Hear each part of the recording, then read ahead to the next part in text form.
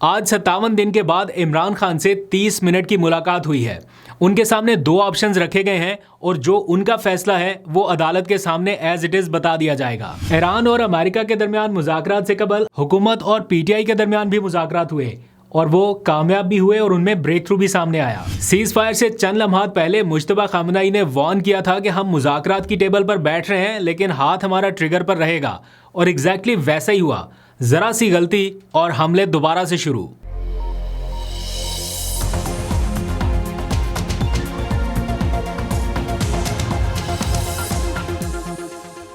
बिस्मिल्लाहिर्रहमानिर्रहीम, अस्सलाम वालेकुम। पाकिस्तान और दुनिया भर में देखने और सुनने वालों को अब्दुल कादिर का सलाम। पाकिस्तान में 8 अप्रैल की रात है। अभी सीज फायर को चंद ही घंटे गुजरे हैं। अभी तो मुबारकबादें आ रही हैं, आगे क्या करना है उसकी तैयारियां, इंतजाम ये सब कुछ जारी हैं। लेकिन इस दौरान पता चला कि हमले एक बार फिर से शुरू हो गए। सीज फायर के बावजूद इसराइल ने ईरान के ऊपर हमला किया और ईरान ने जवाबी कार्रवाई करते हुए यूएई और कुवैत के ऊपर हमले कर दिए हैं। इस वक्त भी जब हम बात कर रहे हैं तो इन हमलों के हवाले से ताज़ा तरीन रिपोर्ट्स मौसूल हो रही हैं। ये सब कुछ सीज फायर के बावजूद क्यों हो रहा है? क्या इसराइल कुछ मामला ख़राब करना चाहता है क्योंकि वो इस सारे मामले से राज़ी दिखाई नहीं दे रहा? इसके ऊपर बात करते हैं। और मीनवाइल इस्लामाबाद में अब मुज़ाकरात जो होने जा रहे हैं एक दिन के बाद, उनकी तैयारियां जारी हैं। होटल्स बुक किए जा रहे हैं, सिक्योरिटी अरेंजमेंट्स हो रहे हैं।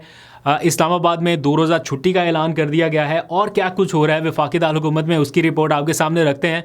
और फिर एक अच्छी खबर है इस सारे मंजरनामे से ये कि पेट्रोलियम मसनूआत की कीमतों में कमी का इम्कान है। जितनी तेज़ी से बढ़ाई गई थी उतनी तेज़ी से हुकूमत कम भी करना चाहती है। आज कैबिनेट में इस बारे में डायरेक्शंस दे दी गई हैं। कम से कम और ज़्यादा से ज़्यादा कितना डिफरेंस आ सकता है, हमारे जो रिपोर्टर्स हैं वो क्या बता रहे हैं, आपको कुछ देर में डिटेल्स बताते हैं। और साथ ही फिर जुमे के रोज़ यौम तशक्कुर मेरा ख्याल मनाने का ऐलान किया है वफाकी हुकूमत ने, और दुआएं आपसे मांगने का कहा गया है कि मुज़ाकरात की फर्दर कामयाबी के लिए या मुस्तकिल सीज फायर के लिए आप लोगों को दुआ करनी होगी।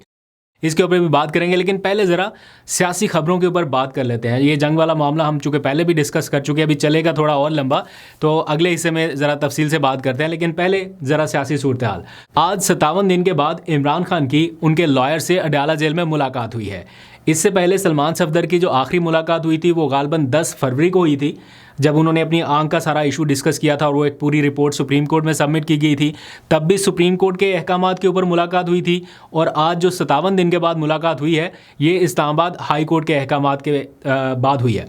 तो मैंने आपको पिछले व्लॉग में बताया था और मुझे लग रहा था कि अब ये मुलाकात हो जाएगी, क्योंकि चीफ जस्टिस की जानिब से हुक्म दिया गया। ये नहीं था कि हाई कोर्ट ने हुक्म दे दिया या चीफ जस्टिस ने हुक्म दे दिया। इसके पीछे जो रीज़न थी उस वजह से लग रहा था कि मुलाकात होगी, क्योंकि नैब भी ये चाहता है कि इमरान खान की तरफ से डायरेक्शन आ जाए कि ज़मानत की बजाय मरकज़ी अपील की तरफ अगर चला जाए मामला, तो उनको लगता है कि उनके लिए आसानी हो जाएगी। बहरहाल इमरान खान साहब के सामने यकीनन आज जो बाकी ओवरऑल कंडीशन है वो भी डिस्कस हुई होगी। 30 मिनट की मुलाकात रही। तकरीबन 3:23 पे ये मुलाकात शुरू हुई और उसके बाद सलमान सफदर खामोशी से वहाँ से रवाना हो गए। हमारे जो जर्नलिस्ट कोलीग हैं वो पूछते रहे उनसे कि आपकी मुलाकात हो गई, कैसी रही मुलाकात, लेकिन वो नहीं कुछ भी बोले। और एक्सपेक्ट भी यही किया जा रहा था कि वो कोई मीडिया टॉक नहीं करेंगे, वो मुलाकात करके चले गए। उनकी मुलाकात का जो कुल दौरानिया था वो तकरीबन 30 मिनट तक का था। अब 30 मिनट में जाहिर बात है कोई बाहर की सूरत हाल के हवाले से भी कुछ ना कुछ तो इमरान खान को ब्रीफ किया होगा।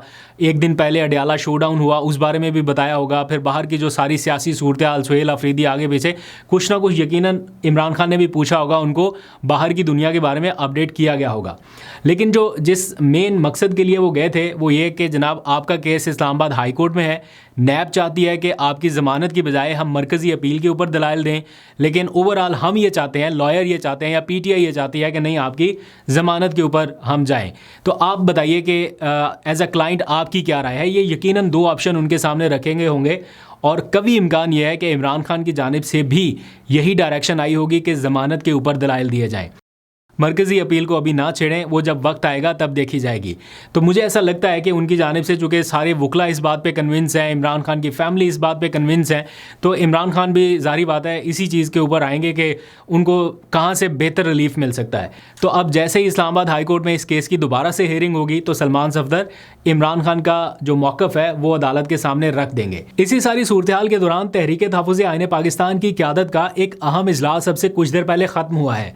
उसका बाज़ाब्ता एलामिया भी जारी कर दिया गया है। उसकी तफसील में जाने से पहले एक और अहम डेवलपमेंट के बारे में आपको बता दूं। एक बड़ा ब्रेक थ्रू हुआ हुकूमत और पीटीआई के दरमियान मुज़ाकरात हुए हैं। एक काफ़ी अरसे के बाद ये सारी सिचुएशन देखने में आई कि हुकूमत और पीटीआई के दरमियान मुज़ाकरात हो रहे हैं और ये मुज़ाकरात पार्लियामेंट हाउस में हुए, लेकिन इसका मकसद था कल रावलपिंडी में होने वाला जलसा रुकवाया जाए। हुकूमत चाहती है कि इस्लामाबाद में चूँकि एक अहम और आला सतह वफ़द पहुँच रहा है मुज़ाकरात के लिए, तो ऐसे में पाकिस्तान तहरीक इंसाफ अपना जलसा मुलतवी कर दे या मनसूख कर दे। उसके लिए आज पार्लियामेंट के फोरम पे या फ्लोर पे ये दरख्वास्त की गई थी अपोजिशन लीडर महमूद अचकज़ई से। फिर कुछ देर बाद स्पीकर कौमी असम्बली ने एक हुकूमती वफ़द अपोजिशन लीडर की लॉबी में भेजा ताकि महमूद अचकज़ई से यानी अपोजिशन लीडर से और पीटीआई के लोगों से ये रिक्वेस्ट की जा सके कि कल का एहतजाज मुलतवी कर दिया जाए कौमी मुफाद को मलहूज़ खातिर रखते हुए। पाकिस्तान तहरीक इंसाफ ने हुकूमती वफ़द की सारी गुजारिशात सुनी और उसके बाद आपस में मुशावरत की और वहीं पे बैठे बैठे ये तय किया कि ये जलसा मनसूख होना चाहिए। फिर कुछ राब्ते भी हुए, ज़ाहिर बात है सुहेल आफरीदी ने ये कॉल दी थी, उनसे भी रब्ता किया गया और उसके बाद ये जलसा कॉल ऑफ कर दिया गया है, मुलतवी कर दिया गया है, सिर्फ इसलिए क्योंकि कल पाकिस्तान में आला सतह वफूद की आमद का सिलसिला शुरू हो रहा है।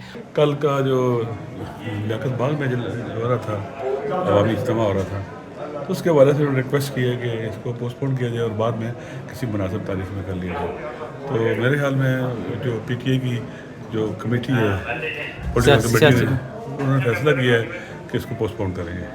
ऑल्दो के पीटीआई को इसका एनओसी नहीं मिला था, ज़िला इंतज़ामिया ने उसकी इजाज़त नहीं दी। अदालत ने कहा था कि कानून के मुताबिक इनकी दरख्वास्त के ऊपर आप फ़ैसला कर दें। आज डिप्टी कमिश्नर रावलपिंडी ने फ़ैसला कर दिया और उन्होंने कहा कि मौजूदा हालात के तनाजुर में हम इजाज़त नहीं दे सकते। एक तो सिक्योरिटी के मामलात, इतने बड़े पैमाने पर सिक्योरिटी अरेंजमेंट्स नहीं हो सकते, और दूसरा उन्होंने कहा कि चूँकि आजकल ऑस्टेरिटी ड्राइव चल रही है, पेट्रोल की बचत चल रही है, तो इतनी बड़ी तादाद में अगर लोग आते हैं तो पेट्रोल का बड़ा ज़िया होगा और कुछ इस तरह की रीज़न्स लिख के उन्होंने कहा कि अमन व अमान की सूरत हाल के हवाले से हमने जो हमारी कमेटी है उसने असेस किया कि ये मुनासिब मौका नहीं है इनका जलसा करने का, तो इसलिए हम इजाज़त नहीं दे सकते, उन्होंने मना कर दिया। और फिर कल अगर पीटीआई के लोग आते, खैबर पख्तूनख्वा से ये काफ़िले चलने थे, तो ज़ाहिर बात है इस्लामाबाद के बॉर्डर से होते हुए ये रावलपिंडी की जानिब जाते, तो इनको रोकने की कोशिश की जाती और एक बदमज़गी जैसी सिचुएशन ऐसे वक्त में होती जब आला सतह वफूद पाकिस्तान में पहुँच रहे होते।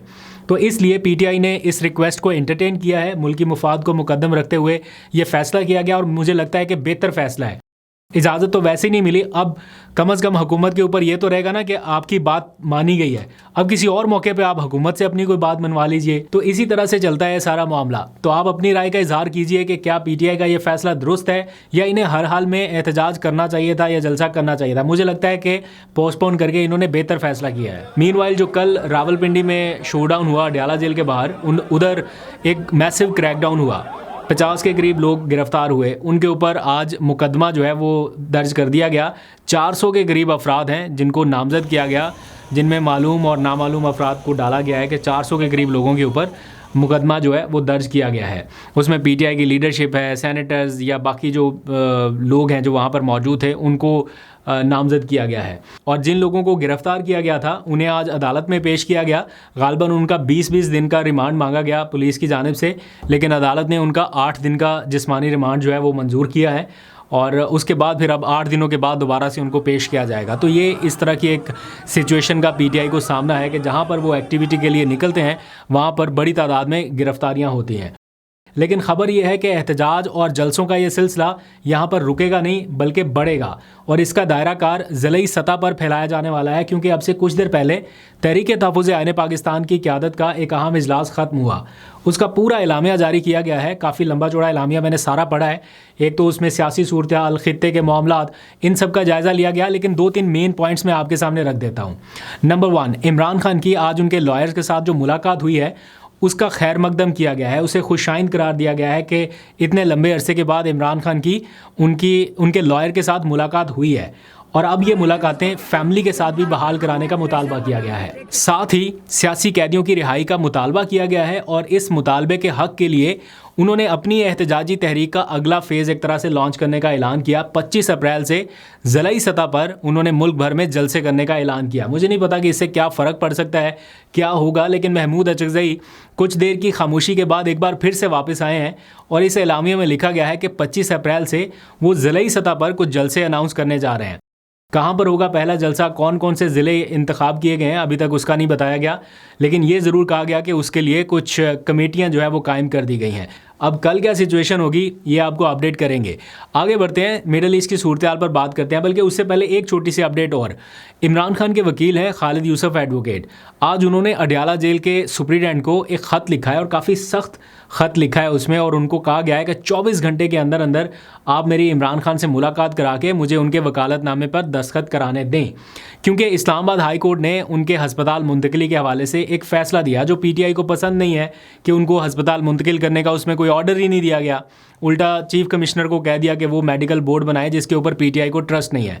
तो वो इस फैसले को सुप्रीम कोर्ट में चैलेंज करना चाहते हैं, उसके लिए उन्हें इमरान खान का वकालतनामा दरकार है। वो बार बार जाते हैं अडयाला, उनको वकालतनामे के ऊपर दस्तखत नहीं मिलते और वो वापस आ जाते हैं। आज उन्होंने अडयाला जेल के सुप्रीडेंट को एक ख़त लिखा, दो सफ़ात का ख़त है और काफ़ी सख्ती वाला ख़त लिखा गया, और उसमें उन्हें कहा गया है कि 24 घंटे के अंदर अंदर मेरी उनसे इमरान खान से मुलाकात कराई जाए।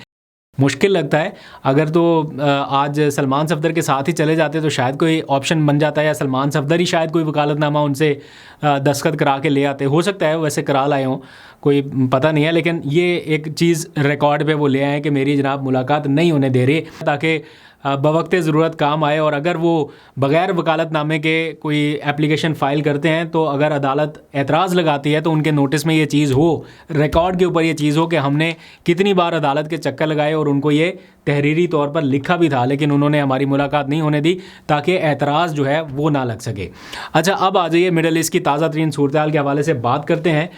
सीज़ फायर को अभी 12 घंटे भी नहीं हुए, लेकिन इस दौरान ख़बरें आ रही हैं कि जनाब अभी भी हमले हो रहे हैं। इसराइल ने ईरान की एक बड़ी ऑयल रिफाइनरी के ऊपर हमला किया और इसको फ़ौरन से इंटरनेशनल मीडिया ने रिपोर्ट करना शुरू किया कि अभी तो सीज़ फायर हुआ, और अभी साथ ही इसराइल जो है वो अभी भी नहीं रुक रहा और स्टिल हमले कर रहा है ईरान के ऊपर। और ईरान ने जब ये सीज़ फायर किया तो उस टाइम ये बता दिया था कि अगर इस सीज़ फायर के दौरान ज़रा सी भी किसी ने कोई गलती की कोशिश की या हमले की कोशिश की तो हम फौरी जवाबी रद्दअमल देंगे, हम रुकेंगे नहीं। और फिर एग्जैक्टली ऐसा ही हुआ। जैसे ही इसराइल ने ईरान के ऊपर हमला किया, ईरान ने कुवैत और यूएई की जो ऑयल रिफाइनरीज़ हैं उनको टारगेट करना शुरू कर दिया, ड्रोन्स भेजे, मिसाइल गिरा दिए, और ये सारा कुछ इंटरनेशनल मीडिया अब रिपोर्ट कर रहा है कि सीज़ फायर के बावजूद ये सारा कुछ हो रहा है। अब बहुत सारे हलकों से ये आवाज़ें आ रही हैं कि पाकिस्तान फौरी तौर पे इस बारे में अमेरिका से बात करे, चूँकि पाकिस्तान मीडिएशन कर रहा है तो इसको फौरी तौर पे ये मामला उठाना चाहिए। अभी तक कोई बाज़ाब्ता मैंने नहीं देखा कि दफ्तर ख़ारजा की जानिब से या वैसे कोई इस इशू को उठाया गया हो, लेकिन शायद उठाया जाएगा, क्योंकि अभी 10 तारीख को वैसे ही पाकिस्तान में मुज़ाकरात होने जा रहे हैं और उसके लिए तैयारियां जारी हैं। आज ईरानी सदर का फ़ोन भी आया वज़ीर आज़म को, उधर से बाकी जो फ़रीक़ैन है वो मुबारकबादें दे रहे हैं कि जनाब पाकिस्तान ने बड़ा अच्छा काम किया, नो डाउट बड़ा ज़बरदस्त काम किया। तो हर जगह से अप्रिसिएशन भी हो रही है, और मीनवाइल पाकिस्तान इन मुज़ाकरात को होस्ट करने के लिए इस्लामाबाद में तैयारियाँ कर रहा है। हमारे रिपोर्टर्स जो हैं वो साथ साथ बता रहे हैं कि जिस होटल में ठहराया जाएगा इन मेहमानों को, वहाँ पर जाने वाले रास्ते बंद किए जा रहे हैं, सिक्योरिटी अरेंजमेंट्स हो रहे हैं, क्योंकि इस मुज़ाकराती अमल में हाई प्रोफाइल डेलीगेशन के अलावा एक बहुत बड़ी तादाद में इंटरनेशनल मीडिया भी आने वाला है, उसके भी इंतज़ाम करने हैं। ये एक ऐसा इवेंट है जिसको पूरा इंटरनेशनल मीडिया कवर करेगा, उसके लिए खसूसी वीज़ाज़ इशू होने हैं, खसूसी पासेस इशू होने हैं, उनके सिक्योरिटी अरेंजमेंट्स, सिक्योरिटी चेक्स और बहुत एक हंगामी किसी कैफियत बहरहाल रहेगी इन 2 दिनों में। उसके लिए इस्लामाबाद में या वफाकी दारकूमत में 2 रोज़ा छुट्टी का ऐलान कर दिया गया है। 9 और 10 फरवरी को वफाकी दारकूमत में मुकामी सतह पर छुट्टी होगी, स्कूल वगैरह बंद रहेंगे, दफातर वगैरह बंद रहेंगे और सिर्फ फोकस इसी के ऊपर होगा। और हाई प्रोफाइल विज़िट इसलिए भी रहेगा क्योंकि डीजे वैंस जो हैं अमेरिकन नायब प्रेसिडेंट, जो कि डोनाल्ड ट्रंप के बाद नायब हैं, वो यहाँ पर पहुँच रहे हैं। तो उनका यहाँ पर आना इट्स सेल्फ एक सिक्योरिटी पॉइंट ऑफ व्यू से बहुत अहम है। उनके लिए बड़े एक्सटेंसिव किस्म के अरेंजमेंट्स करने पड़ेंगे। इसी तरह ईरान से जो स्पीकर हैं ईरानी पार्लियामेंट के, वो यहाँ पर पहुँच रहे हैं, उनका अलग से प्रोटोकॉल होगा। तो पाकिस्तान इसको अच्छे से होस्ट कर पाए, लोगों को शिकवे शिकायतें ना हो, और जितना स्मूथली अभी तक चला है इतना ही आगे भी चले, तो उसके लिए नेसेसरी अरेंजमेंट जो है वो किए जा रहे हैं। आज ही की खबर यह है कि जब वफाकी काबीना का इजलास हुआ, शायद प्राइम मिनिस्टर ने इस बारे में कोई खिताब कर दिया हो। अभी अपडेट आई थी कि प्राइम मिनिस्टर जो काबीना में उन्होंने गुफ्तगू करनी थी वो कर दी हो। मैं जिस टाइम व्लॉग रिकॉर्ड कर रहा हूँ तो शायद ये आप टीवी के ऊपर सुन भी चुके हों। तो आज उन्होंने कैबिनेट में कुछ बातचीत की और इस दौरान उन्होंने डायरेक्ट किया मुतलका वज़रा को कि पेट्रोलियम मसनूआत में कीमतों में कमी के लिए फ़ौरी तौर पे तजावीज़ जो हैं वो पेश करें कि कितना पेट्रोल हम कम कर सकते हैं इस सारी सूरत में, क्योंकि ख़ाम तेल जो है वो $110 से कम होके $100 से भी नीचे आ गया। तो उसका फ़ौरी तौर पे इम्पैक्ट जो है वो ट्रांसफ़र किया जा सकता है लोगों को। अगर बढ़ने पर फ़ौरी तौर पे कीमत बढ़ाई जा सकती है तो कम होने पे फ़ौरी कम भी हो सकती है। तो ये ना हो कि कम करा के तो हुकूमत ने अपनी जो लेवी कम की थी, जो 160 से कम करके 80 कर दी थी, वापस वो नॉर्मल कर दें उसको। तो मेरा ख्याल है लेवी बाद में ले लीजिएगा, अभी ज़रा कीमतें कम हो जाएं ताकि फ़ौरी तौर पे ये जो महंगाई का एक तूफ़ान आने को कर रहा है या एक लहर जो शुरू हुई है, इसको फ़ौरी तौर पे रोक दिया जाए। अगर हुकूमत चाहती है कि महंगाई का ये सिलसिला शुरू ही ना हो और शुरू होने से पहले इसको रोक दिया जाए, जो कि अभी थोड़ा बहुत इम्पैक्ट कर भी रहा है, तो फ़ौरी तौर पर कीमतें जो हैं वो वापस अपनी नॉर्मल पोजीशन पे ले जाएं। आज हमारे रिपोर्टर्स ये बता रहे हैं उनके सोर्सेज़ के अकॉर्डिंग कि कम से कम 30 रुपये और ज़्यादा से ज़्यादा 60 रुपये फ़ी लीटर कमी की जा सकती है। इसकी गुंजाइश पैदा हो गई है। अब मुतलका वज़रा या ओगरा या जो मुतलका डिपार्टमेंट है वो क्या तजवीज़ करते हैं प्राइम मिनिस्टर को और वहाँ से क्या ऑर्डर जारी होता है, इसमें एक आध दिन अभी लगेगा। तो आपको फर्दर अपडेट करते रहेंगे। साथ ही आज मैं देख रहा था गरीदा फ़ारूकी का एक ट्वीट, कम ही देखता हूँ लेकिन आज पता नहीं किसी ने भेज दिया। उसमें ये लिखा गया कि अगर वज़ीर-ए-आज़म पेट्रोल की कीमतें कम कर दें तो आवाम जो है उनको ताहियात वज़ीर-ए-आज़म बना देगी। तो कैसी अजीब सी ख्वाहिश है, अपनी ख्वाहिश को या अपने दिल की बात को ऐसे वो प्रिटेंड कर देते हैं कि जैसे बड़ी आसान चीज़ है कि पूरा पाकिस्तान उन्हें ताहियात वज़ीर-ए-आज़म बना दे। वैसे वो जिस तरह तरामीम कर लेते हैं, करके बन जाए तो कुछ कह नहीं सकते, लेकिन मेरा ख्याल है जर्नलिस्ट को इस तरह के कमेंट्स करने से थोड़ी गुरेज करना चाहिए। अभी तक के लिए इतना ही। अपना बहुत सा ख्याल रखिए। अल्लाह हाफ़िज़।